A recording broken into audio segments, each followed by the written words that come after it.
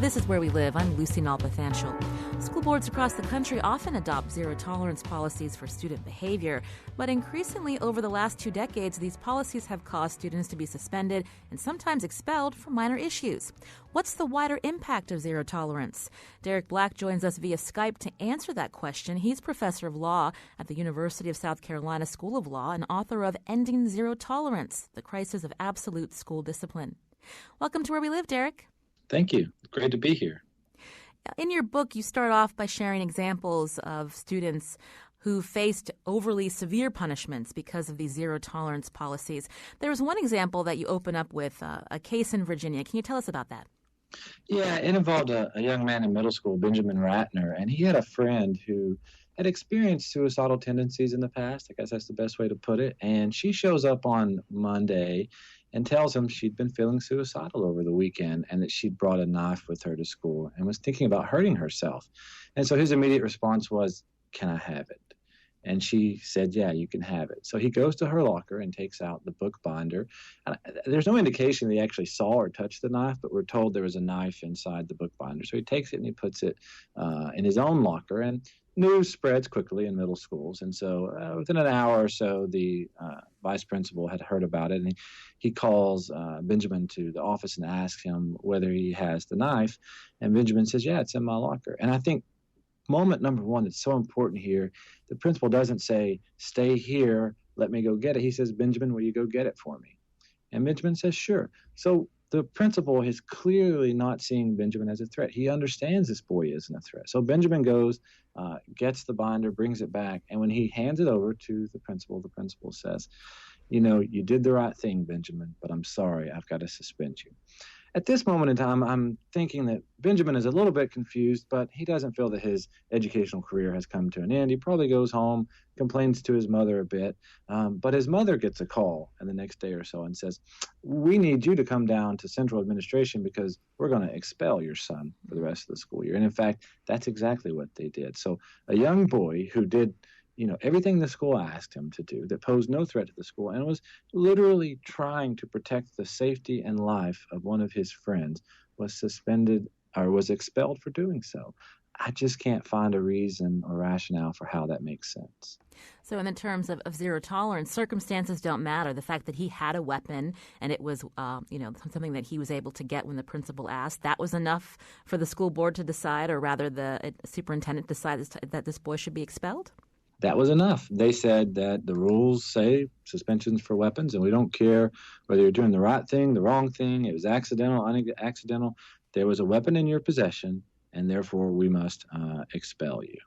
And in fact, there was another story, which is in my book, in Tennessee, where the young man, it wasn't his knife, someone had left it in his car, he didn't know it was there, didn't remember it was there, whatever. And the school did not contest the fact that he didn't know the knife was there, and they still expelled him. And during the arguments over this case, the school went so far as to say that initially, even if the school valedictorian was walking down the hall and someone slipped a knife unknowingly into their book bag, that would be a rule violation, and they would have the authority to expel the student for that. There's just no common sense to that type of policy making. Now, these are 2 examples of weapons, but there are cases where children are being suspended and expelled for minor issues. Can you walk us through some of those examples? Yeah, I mean, I wouldn't say there's a lot of statutes out there that say you must expel a student for talking out in class. But there are certainly statutes out there that authorize schools to do so. So Mississippi had a statute, for instance, that says that districts can expel habitually disruptive students. And they define habitually disruptive as being 3 instances of disruption in school. South Carolina currently has a statute that says the school can expel a student for any behavior that is prohibited by school board policy. So if the school board writes down you cannot sneeze in class, the state statute grants them the authority to expel that student. And how did we get to this point? Can you walk us through the history of when you saw school boards around the country adopting these zero-tolerance policies? Part of it is tied up in the Get Tough on Crime movement. which also intersected with some unfortunate tragedies that occurred in schools that made national news, Columbine being one. But shortly before Columbine, Congress passed legislation mandating that schools expel students who brought drugs or weapons to school. Now that, we could debate whether that's a good idea, bad idea. I think that's a reasonable approach. But what states did was say, well, while we're at it, while we're at changing our statutes to suspend and expel students for that, let's just add some other stuff in there. Let's add habitually disruptive. Let's add violation of any school board rule for that matter.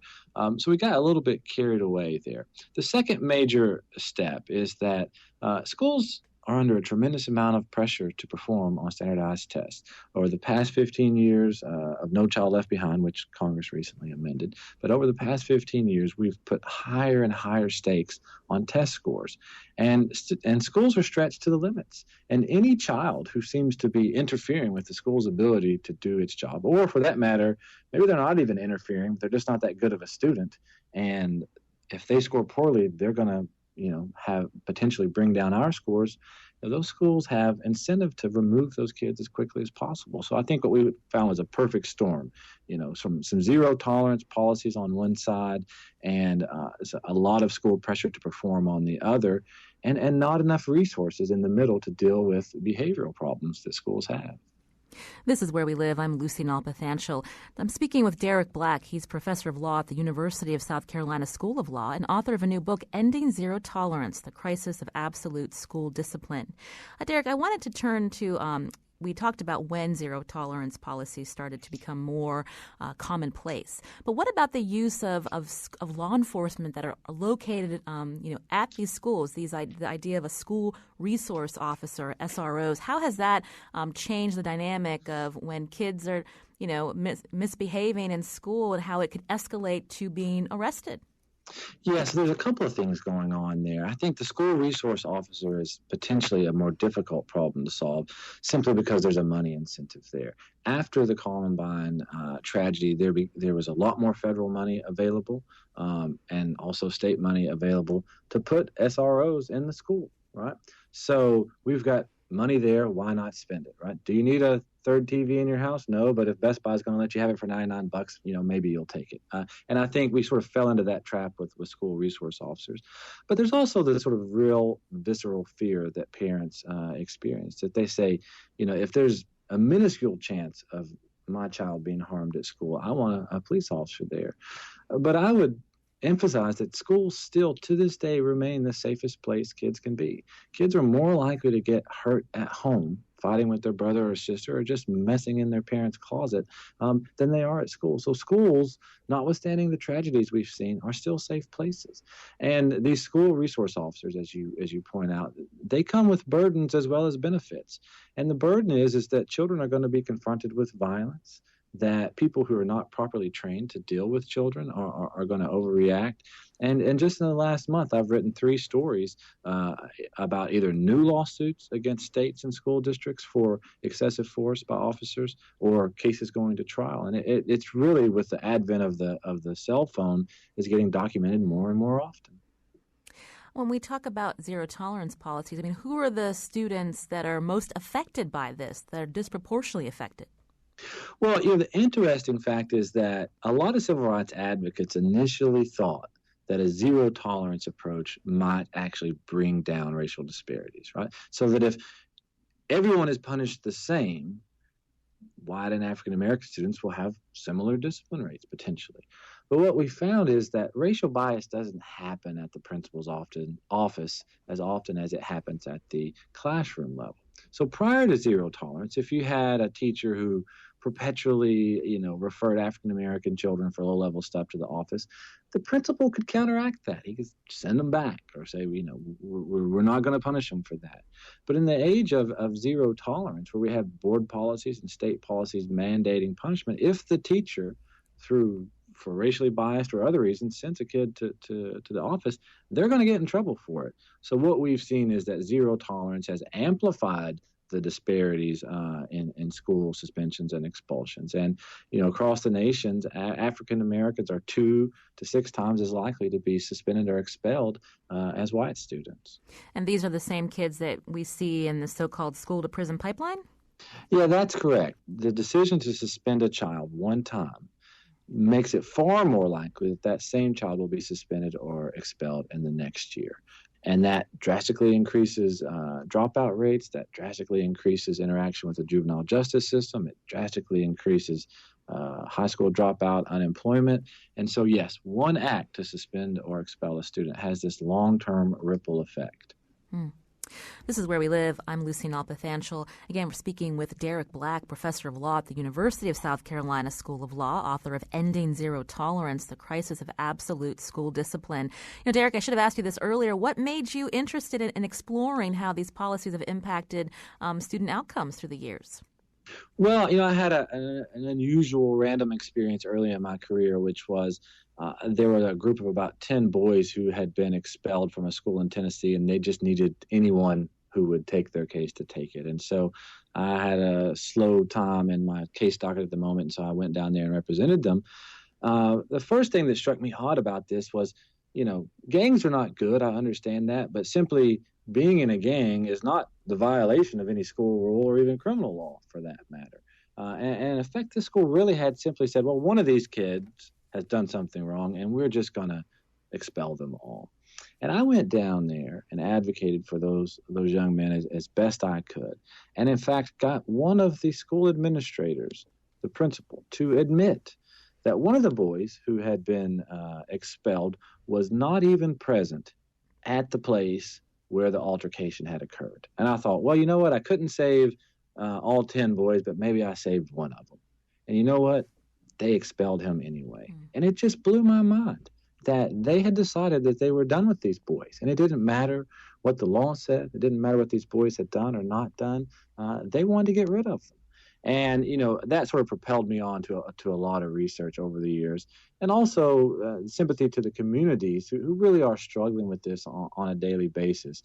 The fight to end zero tolerance, it really is a grassroots movement that, mothers and fathers and local communities across the nation have said, we've got to come together and stand in opposition to this. And this is a movement that's been going on for well over a decade now, but it is really only now starting to gain a little bit of traction. And what has been the catalyst to that people are realizing that this is not the way to be, handling behavior issues that pop up, some less severe, some more severe? Well, I think we've gotten a lot better social science over the last decade that's helped us understand how counterproductive suspension and expulsion is. That's one. Number two is sort of the political pressure that some families have been able to exert. But I think, to be quite honest, that schools themselves dug themselves into such a deep hole that they began to realize, some of them began to realize, we cannot operate an educational system like this anymore. 4 years ago, there were a number of middle schools in the District of Columbia that handed out more suspensions than they had students. Right? A school with 300 students that handed out 480 or 500 suspensions over the course of a year. You can't operate a school system that way. And, lots of arrests, right? It is disruptive to suspend and expel that many students. And I think they realize that we've got to do something different, right? Or our schools are just going to implode on themselves. So I think we've found change coming from a few different places.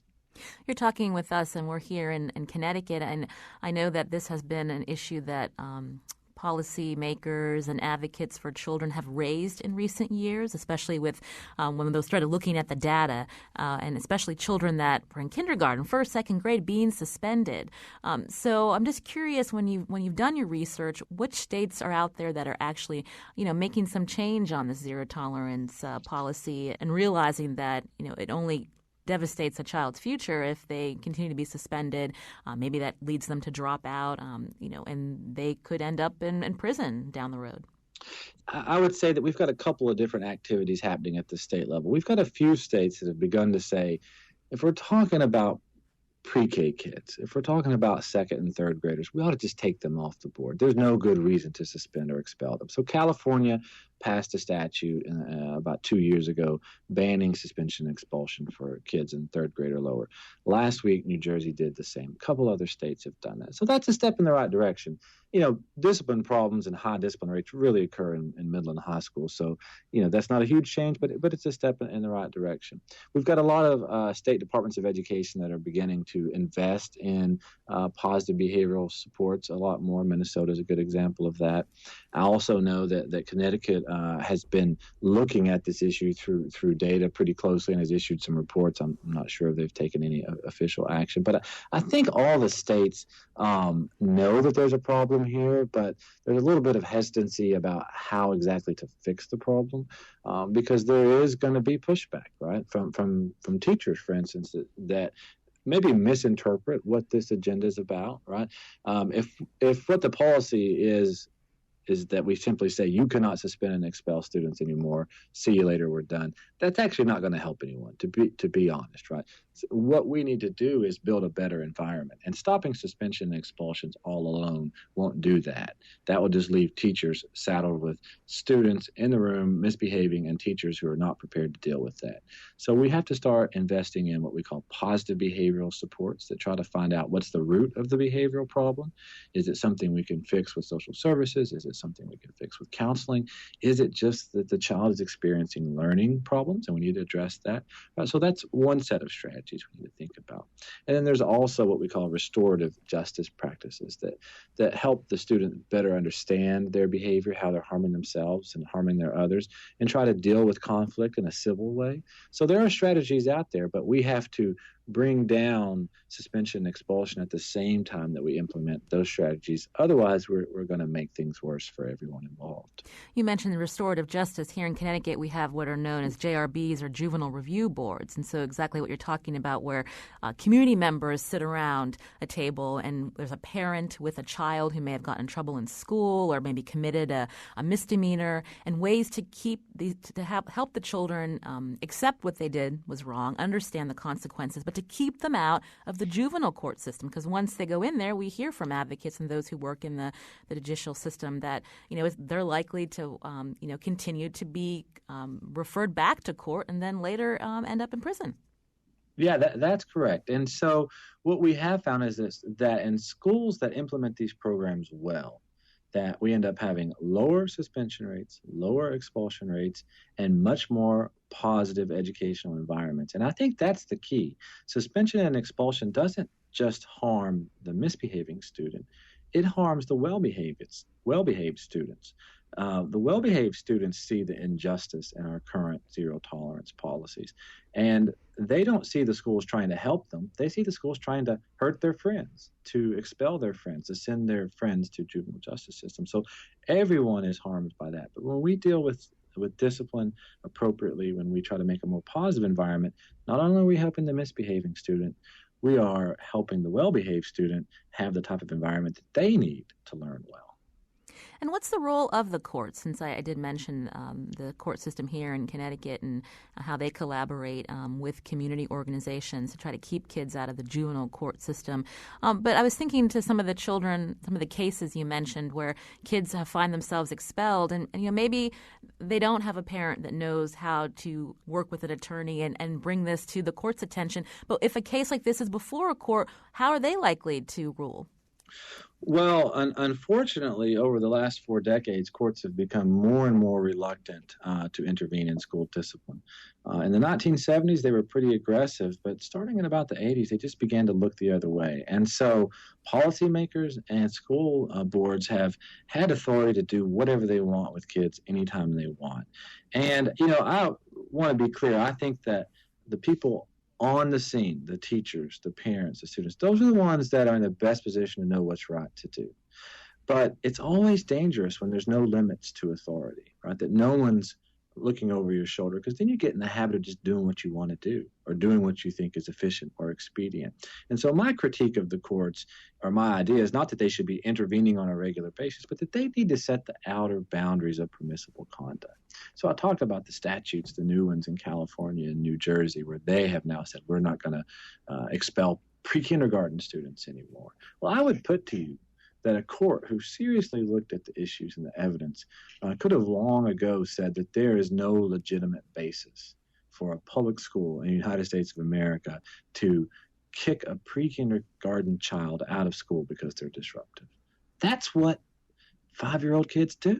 They disobey, they disrupt, they talk, they try to learn the limits of social interaction and boundaries. But our courts haven't done that. And when our courts don't step in and at least set some outer boundaries, I think that schools stop looking at children as individuals. They stop looking at whether the student intentionally violated the rule, whether the student has problems going on in their life that are interacting here. So what I really call for is courts to help schools do their job better, not for courts to do schools' jobs for them.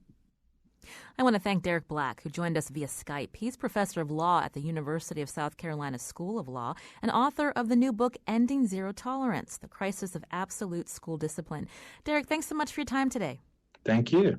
Coming up, we'll talk about zero tolerance policies in Connecticut and whether the state has seen declines in school-based arrests. And later, a look at intervention efforts in Connecticut's judicial branch, meant to keep kids out of juvenile court. This is Where We Live.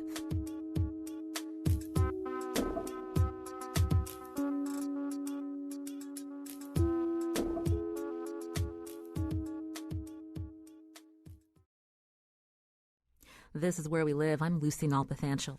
We just heard from author Derek Black on the long-term impacts of zero-tolerance policies on students. We wanted to know whether Connecticut has made changes to similar policies here, including how schools use out-of-school suspension. Are you a parent who's critical of the discipline approaches taken by your child's school? Or have you worked in schools and believe more support needs to be given to staff when behavior problems among students come up? You can join the conversation, 860-275-7266.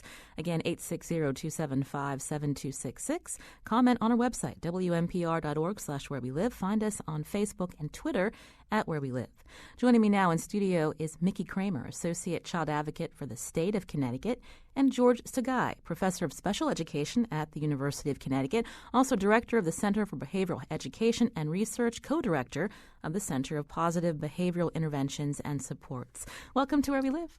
Thank you. Happy to be here. I'll start with you, Mickey. You're from the Office of Child Advocate. Yeah. We know that you get lots of calls, especially Yes, from parents. Mm-hmm. When their children have been suspended, what are they telling you when they call?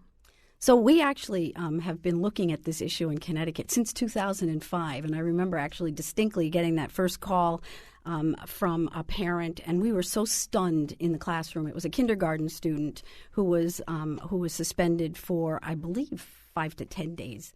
And we were like, how can you suspend a kindergarten student? And when we started to ask questions about it way back in 2005, we learned that within that time period that there had been over 400 kindergartners that had been suspended or expelled.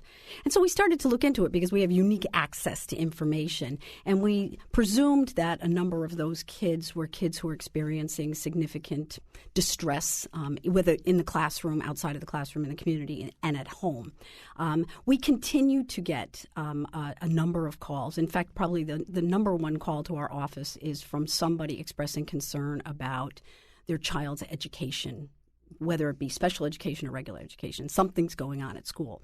And we get a fair number of calls from parents of children of all ages, but too many calls from parents of very young children who are expressing concern about either a threat of a suspension based on behaviors that are being demonstrated in the classroom, or actually the child has been suspended and they're asking us to help them figure out what do they do about that. Explain, you mentioned there was disbelief when you hear that, kids from preschool to second grade are getting suspended. But, on the flip side, people realize that teachers have a job to do. Sure. And when disruptive behaviors show up in the classroom, what are the options for them? So, again, explain from your perspective as Associate Child Advocate, why is it problematic when you have young children being suspended? Right. So if we look at the information that we have available to us regarding the life experience of children attending schools, right? So we know that about half of all kids have experienced trauma, and in certain areas it's 2/3 of children. And we have to really think about what do we know about children and why do they behave the way they do. So when a very young child, and so for the age group that I'm talking about, we're talking about 3-year-olds through 7-year-olds. And so if a child comes into school and is so disruptive or so inappropriate, and they can be. I mean, let's not, and we've heard stories from teachers. We actually talk to teachers. We talk to paraprofessionals. We talk to school administrators, special education administrators, and they tell us what goes on in the classroom. It is scary, and it is very disruptive. It's very scary to the other children in the classroom. And what we're asking folks to do is just stop, take a breath, and say, not necessarily respond to what the child did, but ask what happened to that child. Why would such a young child behave that way? And that's what we're trying to get at, is to get people to be thoughtful and then, really instead of suspending the child, because we've already heard from the previous caller that, in fact, a single suspension is an indicator of future problems within school, and so we know that it's also very disproportionate. That children, young boys of color in particular, are the most likely to get suspended or expelled. So we really want for folks to stop and use whatever the tools in their toolbox, and sometimes they don't have the tools, but in fact the community toolbox, to be able to do an assessment of what's going on with this child. And we inevitably know something's going on with that child. This would be a good time to bring in our next guest, George Sagai, professor of special ed at the University of Connecticut, also director of the Center for Behavioral Education and Research, and co-director of the Center of Positive Behavioral Interventions and Supports. So you're the guy that teachers and schools can rely on to help them, give them resources to deal with this kind of behavior. Oh, we try. Yeah. So walk us through. So again, we know that kids do act up. It's part of growing up, learning how to control feelings. But when it's in the classroom, what are some of the ways that schools can respond to children that are acting up this way? Right. Well, let me step back a little bit and just add on to something that was said earlier, and that is, I think it's really important to understand that academic success is linked to social behavior success. And if kids don't have the school skills to be able to navigate the classroom, school, personal, interpersonal environment of the classroom, they're going to have trouble engaging on the academic side. So I think that's why we probably need to start thinking about teaching social skills, developing the social emotional learning side of kids in a more direct manner, and link it to the academic side. Now, having said that, to answer your question, one thing we've learned is that academic success is one of our best social skills, social emotional learning, school climate developing tools. When kids are academically successful, they tend to do very well in classrooms. They tend to have better self-concepts. They tend to be able to navigate those environments better. The challenge, of course, is that you can't teach if you don't have the kids' attention, if they're not in the seat, or if they're not even in the school, which is the topic for today. And I think that means that we as schools need to actually think about academic learning and social skills learning as being one and the same. You got to do both at the same time in order to maximize both. Now, what we're learning now is that social skills instruction needs to become much more explicit and deliberate within our schools, because kids are coming to schools not having the skills to navigate being in a group of 26 kids, being able to handle the stress that was mentioned earlier. So I think, what we're learning about academic success, what we're learning about social behavior success has become much more formalized in our approach to classroom management. So when we talk about zero-tolerance policies earlier, and also just the rate of suspensions, whether it's young children or kids in high school, so when you go into a school, how do you help teachers, principals, school boards figure out, if there's trauma in a child's home, if they're acting out because of, something happening, right, what's the best way forward? Right. I think there's two steps to the process. One is what we've learned is that you've got to create this basic foundation for which kids can be successful. That's prevention, if you want to call it that. It's about creating a positive school-wide climate for all children. Once that's established, once most kids are being supported academically and behaviorally, what happens then is we are better able to look at kids who come in with risk. That could be disability, that could be family, that could be community, that could be a number of factors. But it's easier to identify those factors that are contributing to kids' difficulty in school if you're working within a classroom or school that's more proactive and positive. Now, the reason I bring that up is because many of our schools where we have high rates of discipline referrals, out-of-school suspension, and so forth, tend to be places that have negative classroom and school climates. So then you've got this context in which there's a greater likelihood of problem behaviors occurring, less likelihood of being able to serve those children. We're getting a number of calls. I'm going to ask our callers just to be patient. I'll get to you in just a moment, but I wanted to go back to something Mickey Kramer said. So in 2005, your office started noticing that there are a lot of suspensions of especially young children. Fast forward to 2015, the state now has a law that will restrict how schools suspend young children unless there's some, violent act that has been perpetrated. But it's still an issue. Right, correct.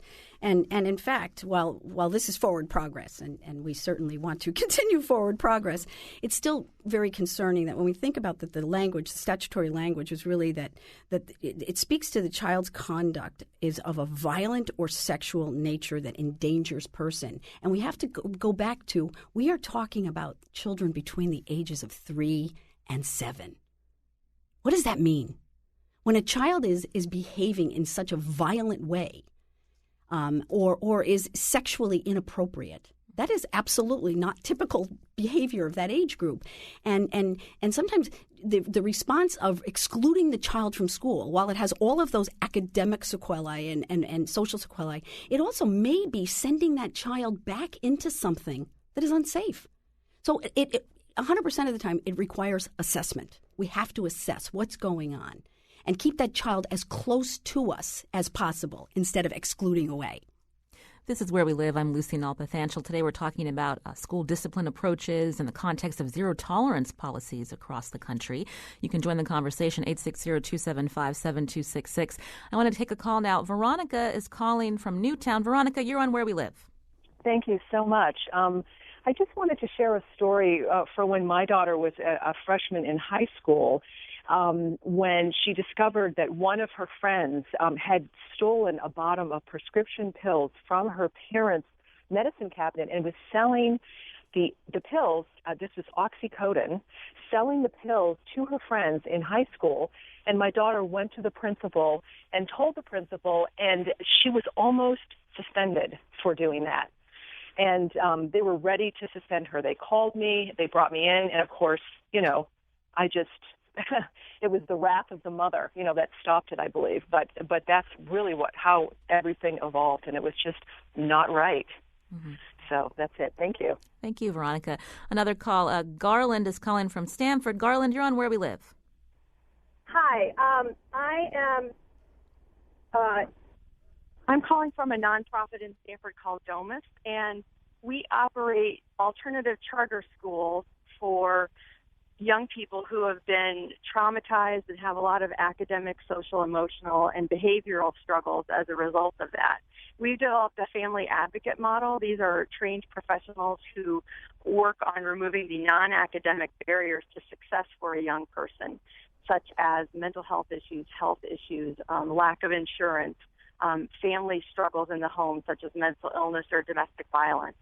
So these folks are working in the schools, before school, after school, during school, on the weekend, being a resource to young people, developing trusting relationships with these children and their families so that we can intervene before things get too critical, before a young person needs to be removed. We have a zero tolerance policy actually for removal of a child unless it's absolutely mandated by state law. We're working to keep kids in the classroom so that they can learn. 6 years ago, we became a trauma-informed model so that we could understand what trauma does to a young person's brain, how it affects their behavior, and how we could most effectively address their behavior. So just wanted folks to know that there are a lot of successful models out there, including becoming a trauma-informed organization that can support children and their families as they're in crisis. Thank you for your call. George, did you want to follow up on that? Both callers have pretty important messages, I think. One is that there are evidence-based effective interventions and strategies, therapies and programs and so forth. I think one of the things that it's important to think about is to what extent kids get access to those interventions and practices. Much of the work that we focus on is improving the teaching and learning environments for children, to give teachers and administrators the tools to be able to respond in a proactive and preventative manner. I like Veronica's comment about how the schools responded, in that it suggests to me that if the only thing you know how to do is to ask questions and to punish, that's what you're going to end up doing. Much of our work is about making sure schools have the strategies available to them and they're very fluent at using them. I think it's pretty important to understand that discipline and reprimands and consequences don't teach very well. What they do is signal a child that they've made a mistake. You've broken a rule, you've made a mistake, you've made an error. But it doesn't really help the student learn a better way to solve that problem in the future. And I think the zero tolerance policies that the state of Connecticut has put in place are great ways to signal that we've got a way, we need to let kids know they're making mistakes or that they need supports. But we also have to step up and say, well, what are we going to do instead to help these children be successful? Some of those students are going to need more than what we offer in schools through our general academic curriculum, and that's where school psych and special ed psych, and also mental health workers come into play.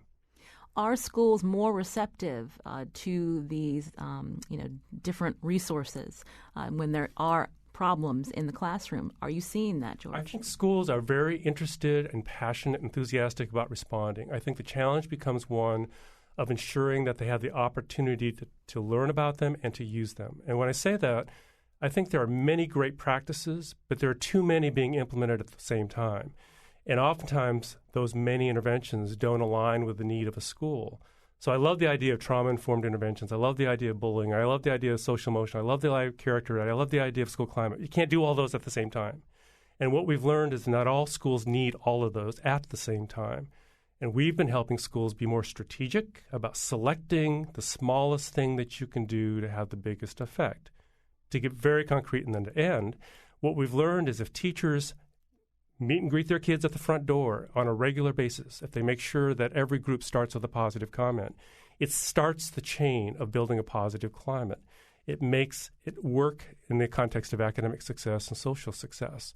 So you got to help teachers and schools identify the best thing they can do to have the biggest effect. More is not better when you're talking about the complex environments of teaching and learning. This is Where We Live. I'm Lucy Nalpathanchel. I wanted to go now to Rob from Waterford. Rob, you're on Where We Live. Yeah, hi. Thanks for taking my call. I've got a young male child who's 7 now, and from a very early age, it was obvious that there was something going on for him. We've sought both private and through the school systems help trying to figure this out, and basically our son has sensory sensitivity issues that started from traumatic birth and continued on into his development years. And, the first school system that we had him in didn't have the resources to put into him. And so as his behaviors were causing disruption, there was isolationism for him. There was the inability for that school to really focus in on how to help him through these challenges.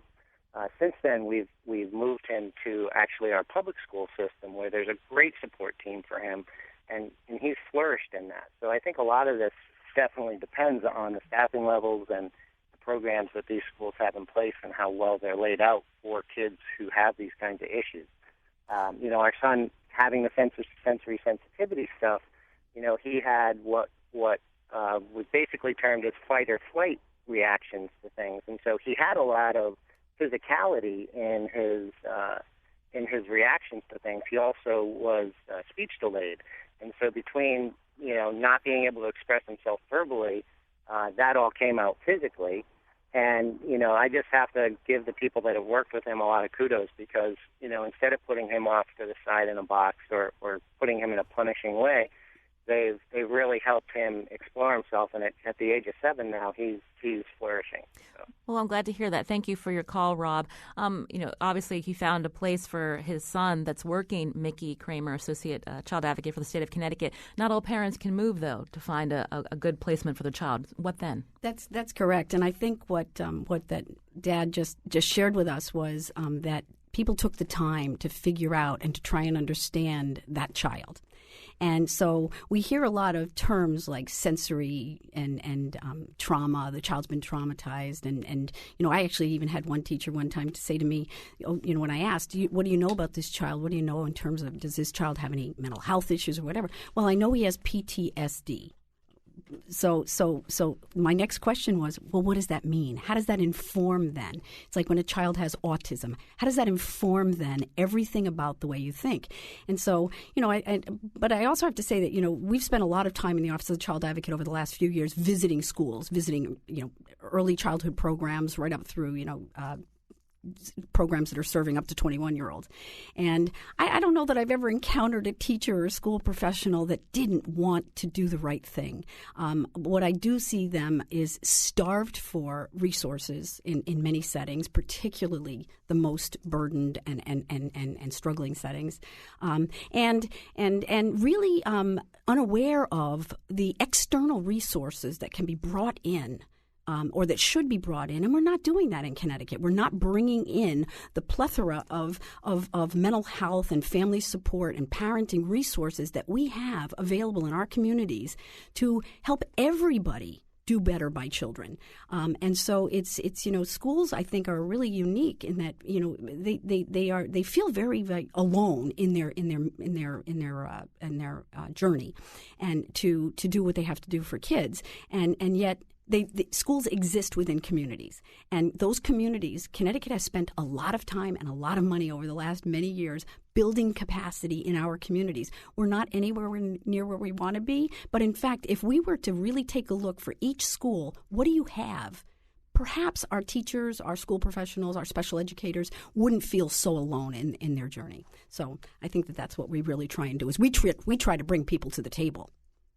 I want to thank Mickey Kramer, Associate Child Advocate for Connecticut.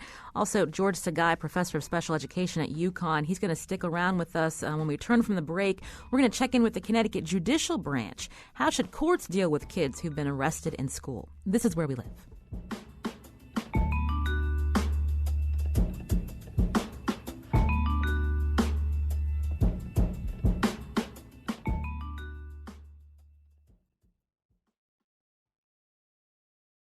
This is Where We Live. I'm Lucy Nalpathanchel. Today we've been talking about how schools choose to discipline students for problem behavior and how those decisions can impact their futures in a negative way.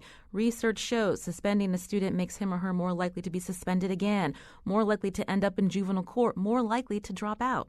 Now, how does Connecticut's judicial branch work with schools and police to keep kids out of the juvenile justice system?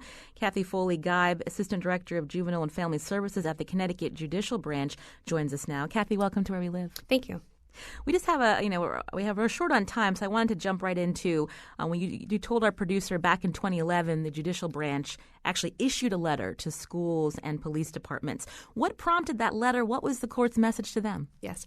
So back in 2011, at the beginning of the year, we really started to track the number of referrals that were coming to court for children who were being arrested in school. Because we were noticing as we were talking to our field staff, the probation officers, that a lot of kids seem to be getting arrested for minor incidents in school, like running down the hall, about having open soda bottles or not taking off their hat when they've been told to. So it was very concerning to think that sort of these minimal type of behaviors, though disruptive, were still being referred to court. So when we started collecting the data, we saw that there was a significant number of kids who were coming into the system in just a short period of time. And we really worked closely with the chief court administrator at the time to take a look at our state law and the policies over that determine what gets intaked into the court. And it was determined that the probation supervisors who do the intake for the juvenile courts really have the authority to turn back referrals that were inappropriate. And so the chief court administrator was very supportive and had sent a letter to all the superintendents of schools in Connecticut and all the police chiefs indicating that if it was determined that a referral didn't warrant court intervention, that it would be returned to the source. And that was really a strong effort and message that we were trying to send to communities, that though there may be problematic behaviors in schools, there are different ways of dealing with those behaviors. And referring a child to court for those types of behaviors really wasn't the best use of the court's resources, really wasn't in the best interest of the child long term, because we certainly don't want kids to have records. And ultimately, we really need to think differently about how communities can support kids in school. So what was the reaction from SROs and individual schools? I think the message certainly was heard. I think certain districts were more open to it than others, but there certainly were certain schools and certain police departments that were concerned about, well, what do we do with these children now? So at the same time that we were setting a boundary about what was appropriate to refer to the court, we were also supporting communities in expanding their juvenile review boards, expanding other diversion types of services in the community. We also had been working on an initiative called the School-Based Diversion Initiative that had gotten funded by the MacArthur Foundation to go into willing school districts, willing schools, and work with staff, school staff, around being able to manage classroom behavior better, be able to understand adolescent development and behavioral health issues, and bring in community resources to respond to kids in crisis or to respond to kids who are being disruptive. And that resource, that primary resource, being emergency mobile psych services, which is a free resource that's available to anyone in the state, regardless of income, and wasn't being heavily utilized by schools. And I really wanted to work with schools to call their EMPS provider and have that mental health professional come assess the situation and refer the child to behavioral health services if that was warranted. George Sagai, who's still with us again, he's director of the Center for Behavioral Education and Research, co-director of the Center of Positive Behavioral Interventions and Supports at University of Connecticut. Kathy mentioned this emergency mobile psychiatric services, or EMPS. Is this an effective tool? I think there are a number of examples like that are effective tools. I think the thing I mentioned earlier is the context in which it's being used. I think a lot of those strategies are effective. The challenge, of course, is that they're reactive. They're after the fact, in that there's a kid posing a problem. Much of the work that we do is focusing on early screening for children to identify what the risk factors are. We think about two things when we do our work. One is, how do we prevent the development of antisocial or difficult behaviors in children who are doing okay? And then the second part we focus on are, what do we do about those kids who come in with risk factors that increase their vulnerability to become unsuccessful or have challenges at school, and decrease the likelihood of those things getting worse so that we don't have to call in the outside. So I like to think about that as sort of three-tiered. What do we do for all kids to keep them on the side of the force, if you will? What do we do for some of those kids who pose some risk? And what are those things that we need to put in place for those kids who already present some significant challenges? If you think about that sort of three-tiered logic, the investment is really in tier one. How do we make sure most kids are going to be successful early in their school career, or early in the school year, or early in the day? One analogy I like to think about is, we all set alarm clocks to get up on time. Some of us set 2 alarm clocks to get on time, and some of us married our alarm clock. And what the example that why that's important is because we have to have a range of interventions, sometimes more intense than others, but they're all proactive, catching it before it gets worse. We know early intervention makes sense, it's important, but for the kids that the juvenile justice system is seeing, by then they're in their teens and they may have not gotten that kind of intervention. What then for them? To me, there's still a prevention link to those kids who already present risks. If I'm going to have a student come back to the school because they've been out for whatever reason, I know there's some things I can do to prevent that from getting worse, and I know there's some things I can do to prevent it from happening again in the future. That probably means I need to provide, as the previous discussion's been about, more intensive supports, which is good because we want to be proactive about that. I wanted to ask you, Kathy, because you represent the Connecticut Judicial Branch, we know there have been layoffs. Is this impacting any of these prevention programs that the Judicial Branch uses to reach children and teens that we don't want to see in the juvenile court system? Yeah, I mean, certainly budget reductions of our contracted program and services has certainly had an impact of what's available to the court and to the probation department if a child is referred. So certainly that is a concern. I know that communities and schools are concerned about the budget cuts that they've seen as a result, as well as the state budget. And right now there's legislation that was passed this past legislative session, Public Act 16147, that calls for the development of a community-based diversion system so that it prevents everything from any type of arrest, except for a serious juvenile offense, coming into the court system. So it's really about developing the services in the community so the communities can provide both the prevention and intervention services that are necessary to keep kids away from the court. So there's a lot of concern about that will be properly funded. And so certainly the budget situation does impact what we're able to do. Well, I want to thank you, Kathy Foley-Guy, the Assistant Director of Juvenile and Family Services at the Connecticut Judicial Branch. Thank you for coming in today. You're welcome. And George Tagai, Professor of Special Education at the University of Connecticut, also Director of the Center for Behavioral Education and Research, Co-Director of the Center of Positive Behavioral Interventions and Supports. We appreciate your perspective today. Our show is produced by Lydia Brown and Jeff Tyson. Our technical producer is Kyone Wolf. WNPR's executive producer is Katie Tolarski. Continue this conversation on our website, WNPR.org/where we live. I'm Lucy Nalpathanchel. Thanks for listening.